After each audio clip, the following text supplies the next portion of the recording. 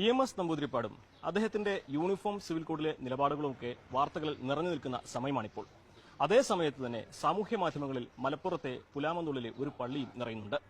EMSന്റെ പള്ളി എന്ന പേരിലാണ് സാമൂഹ്യ മാധ്യമങ്ങളിൽ ആ പള്ളി പ്രചരിക്കുന്നത്.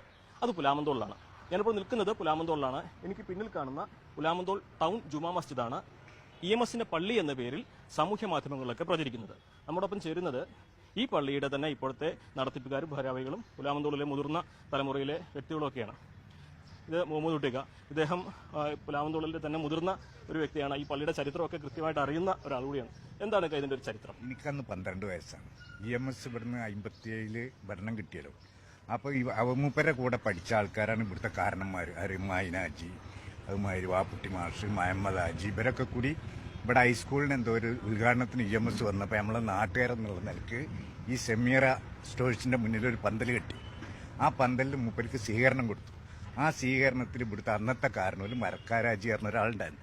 അയാളെ പിടിച്ചു കയറ്റി സ്റ്റേജിൽ അധ്യക്ഷനായി. അതുവരെ ഇവിടെ പാർട്ടിക്കാരില്ല, മാർക്സിസ്റ്റ് പാർട്ടി ഇവിടെ ഉണ്ടായിരുന്നില്ല. അതിന്റെ ശേഷം ഈ പള്ളി EMS തന്നു എന്നുള്ളൊരു പ്രചാരം വരുത്തി ഇവരൊക്കെ മാർക്സിസ്റ്റ് പാർട്ടിയായി. പിന്നെ ആ തലമുറ ഇങ്ങനെ വരികയാണ്. ഇത് കാഞ്ഞിരക്കടത്താകുമ്പോൾ ഒരു പ്രസിഡന്റ്, അങ്ങനെ മലവട്ടത്തിന്റെ ഒരാളാപ്പതിൻ്റെ ഒക്കെ ഒരു വൈസ് പ്രസിഡന്റ്, അങ്ങനെ പോരുന്നു. അന്ന് എനിക്ക് 12 വയസ്സാണ്. ഏത് ഈ 57 10-11 വയസ്സുള്ള എനിക്ക് അന്നത്തെ ചെറിയൊരു ഓർമ്മയാണ് ഇപ്പൊ എനിക്ക് ഞാനീ പറയുന്നത്.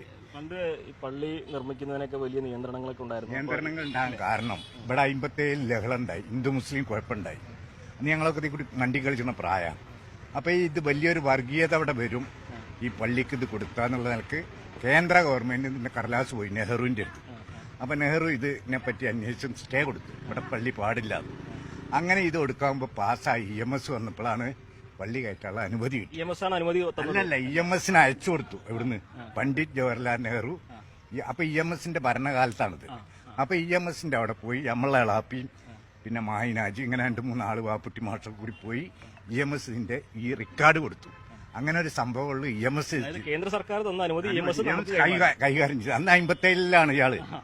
അന്ന് 57-ലാണ് ഇതിന് അനുവാദം. അപ്പൊ EMS ആണ് ഇവിടെ മുഖ്യമന്ത്രി.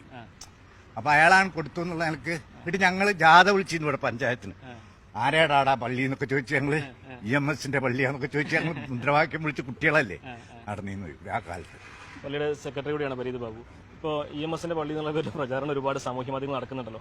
എന്താണ് നിങ്ങൾക്ക് ഇതിനെക്കുറിച്ച് പറയാനുള്ളത്? അപ്പോൾ ഞങ്ങളെ കാരണന്മാർ ഇപ്പോൾ ഒരു 10 കൊല്ലം മുമ്പാണ് കാരണന്മാരായിട്ടുള്ള ആൾക്കാരൊക്കെ മരിച്ചു പോയത്. ഈ മരിച്ചു പോകുന്നത് വരെ ഒരു EMS പള്ളി എന്നുള്ളത് വാക്കാലോ സംസാരത്തിലോ ഉണ്ടായിട്ട് എനിക്കറിവില്ല. പിന്നെ ഞങ്ങളെല്ലാ റെക്കോർഡുകളും ഞങ്ങൾ ശരിയാക്കി വെച്ചിട്ടുണ്ട്. ആ റെക്കോർഡുകളിലൊന്നും തന്നെ EMS പള്ളി എന്നുള്ളതിൽ ഞങ്ങൾ വഖഫ് ബോർഡിൽ രജിസ്റ്റർ ഉള്ളതാണ്. ഞങ്ങൾ തന്നെ ഒരു കൊല്ലത്തിന് തന്നെ ഒരു 60,000 ഉറുപ്പികയാണ് ഞങ്ങൾ ടാക്സ് കൊടുക്കുന്നുണ്ട് വഖഫ് ബോർഡിൽ. അതിലൊക്കെ പുലാമന്തോൾ ടൗൺ ജുമാ മസ്ജിദ് കമ്മിറ്റി എന്നല്ലാതെ ഒരു EMS പള്ളി എന്നുള്ള ഒരു നാമകരണം ഇതുവരെ ഉള്ളതായിട്ട് ഞങ്ങൾക്ക് ആർക്കും ഓർമ്മയില്ല. EMS നമ്പൂതിരിപ്പാടിന്റെ ഞങ്ങളെ നാട്ടുകാരനല്ല. അപ്പൊ ഇവിടെ വന്നപ്പോ കാരണന്മാരൊക്കെ ഒപ്പം പഠിച്ച ആളാണ് EMS.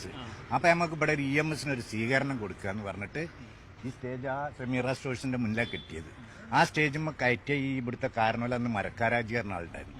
കൈ പിടിച്ചിട്ട് സ്റ്റേജുമ്മ അധ്യക്ഷനായി. അതിന്റെ ശേഷമാണ് ഇവിടെ മാർക്സിസ്റ്റ് പാർട്ടി ആയത്. ഇവരൊക്കെ അന്ന് ഹൈസ്കൂളിന്റെ എന്തൊരു ഉദ്ഘാടന ചടങ്ങ് അവിടെ നടന്നിരുന്നു. ആ നടന്നിരുന്ന ഇവരൊക്കെ ഫ്രണ്ട്സ് ആണല്ലോ. ആ ഫ്രണ്ട്സ് എന്നുള്ള നിലയ്ക്ക് ഇവിടെ വന്നപ്പോൾ പുലാമന്തോളിൽ ഒരു സ്വീകരണം കൊടുത്തു എന്നുള്ളതാണ് നമ്മളെ അറിവിൽ കിട്ടിയിട്ടുള്ളത്. പള്ളിക്കുള്ള സ്കൂളിന്റെ കുറ്റം അങ്ങനെ ഒരു അറിവാണ് നമുക്കുള്ളത്. പിന്നെ നമ്മളെല്ലാ ഡോക്യുമെന്റ്സും അത് വഖഫ് ബോർഡിൽ രജിസ്ട്രേഷൻ ഉണ്ട്, പഞ്ചായത്ത് പിന്നെ ടാക്സ് അടക്കുന്നുണ്ട്, എല്ലാം. അതിലൊക്കെ പുലാമന്തോൾ ടൗൺ ജുമാ മസ്ജിദ് എന്ന് മാത്രമേ ഉള്ളൂ. ഒരു വ്യക്തിയുടെ പേരിലോ അല്ലെങ്കിൽ ഒരു പാർട്ടിയുടെ പേരിലോ ഒരു നേതാവിന്റെ പേരിലോ ഇതൊരു പാർട്ടിയും ഒരു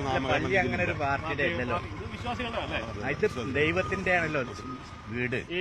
ഇപ്പൊ ഈ EMS പള്ളി എന്നുള്ള പേരിൽ പലരും ഇവിടെ സന്ദർശനത്തിനൊക്കെ വന്ന ഒരു ഓർമ്മയില്ല കഴിഞ്ഞ ഒരു 2018 MA ബേബി ഐസക്കും കൂടെ ഇവിടെ ഒരു വിസിറ്റ് ചെയ്തിരുന്നു. അപ്പൊ അത് എന്ത് ഇതിലാന്നുള്ളത് അറിഞ്ഞിട്ടില്ല ഞങ്ങള്. അപ്പൊ ഞാനത് അതിന്റെ ഒരു പേപ്പർ ഇതിൽ വന്നായിരുന്നു 2018. ആ പേപ്പർ എന്റെ കൈവശമുണ്ട്. അപ്പൊ അതിനകത്ത് ഇങ്ങനെ ഒരു ഇതുണ്ട്. പിന്നെ എന്റെ കയ്യിലാണ് ഈ റെക്കോർഡുകൾ കംപ്ലീറ്റ്, ആധാരം, അത് എല്ലാ ഇതുകളും ഞാൻ അതിലെല്ലാം പരിധി നോക്കി. അങ്ങനെ ഒരു ഇതിലില്ല, ഒരു ഇതും. ഈ നുസ്രത്ത് ഇസ്ലാം സംഘം എന്ന് പറഞ്ഞിട്ടുള്ള ഒരു ഇതുണ്ട്, സൊസൈറ്റിയൊക്കെ അതിൽ രജിസ്റ്റർ ചെയ്തിട്ടുള്ളതാണ്. ഈ മദ്രസയും പള്ളിയും അതിന്റെ അണ്ടറിലുള്ളതാണ്. അപ്പൊ എന്റെ കയ്യിൽ ഇപ്പൊ ഈ 1999 53 ആധാരമുണ്ട്. അപ്പൊ അതിനകത്തൊന്നും ഇങ്ങനെ വരുന്നില്ല. ഇങ്ങനെ ഈ വ്യക്തികളെ അല്ല ഇതൊക്കെ ഉണ്ടായിട്ടുണ്ട് സാറേ. ഇത് ചെറുപ്പക്കാരന്ന് കല്യാണം കഴിച്ച കുട്ടികൾ തന്നെ ഉണ്ടാകാൻ സാധ്യതയില്ലാത്തോല് വെറുതെ ഇങ്ങനെ ഓരോന്ന് പറയാൻ. പള്ളിയുടെ ഭാരവാഹി എന്ന നിലയിൽ ഈ വിവാദങ്ങൾ നിങ്ങൾക്ക് ഗുണമാണോ ദോഷമാണോ എന്താണ്? ഞങ്ങൾ ആ വിവാദങ്ങൾക്ക് ഇതുവരെ ശ്രദ്ധിച്ചിട്ടില്ല. വിവാദങ്ങൾ ഉണ്ടാക്കുന്ന ആൾക്കാർക്ക് പലതും ഉണ്ടാക്കിക്കൊണ്ടിരിക്കാമല്ലോ. അപ്പൊ അതായത് അതിന്റെ വഴിക്ക് അങ്ങനെ പോകാന്നല്ല, ഞങ്ങൾ അതിന് മറുപടിയും കൊടുക്കാൻ നിന്നിട്ടില്ല. അപ്പൊ അങ്ങനെ ഇപ്പൊ ഇതിന്റെ മുമ്പ് തന്നെ MA ബേബി സാറൊക്കെ പള്ളിയിലൊക്കെ വന്നിട്ട് ബഹുമാനമുണ്ട്. പക്ഷെ അതിന്റെ മുകളിൽ നമുക്ക് നല്ല സ്നേഹമുണ്ട്, നല്ല ബഹുമാനമാണ് നമുക്ക്. പിന്നെ അതിന്റെ അനുമതി അന്ന് ഭരണ സംവിധാനത്തിന് തന്നിൽ നമുക്ക് വലിയ ബഹുമാനമുണ്ട്. അതിനോട് എന്നും നന്ദിയും കടപ്പാടുണ്ട്. അത് ഇവിടുത്തെ ഈ മാലിലുണ്ട്, മാലില് ഭാരവാഹികൾക്കുണ്ട്, ഈ മാലില് നിവാസികൾക്കുണ്ട്. അതൊക്കെ ഉണ്ട്. അതിന് നമ്മൾ പിന്നെ അദ്ദേഹത്തിനോട് എന്നും കടപ്പെട്ടിരിക്കുന്നത്. അവര് പിന്നെ പെർമിറ്റ് തന്നില്ല. എന്താണെങ്കിലും ഇതാണ് അപ്പൊ ഈ പള്ളിയുടെ ചരിത്രവും ഇതിന്റെ കഥയൊക്കെ. ഇപ്പോൾ നമുക്ക് ഈ പള്ളി ഭാരവാഹികളും ഇവിടുത്തെ മുതിർന്ന ആളുകൾ തന്നെ അത് വ്യക്തമാക്കി കഴിഞ്ഞു.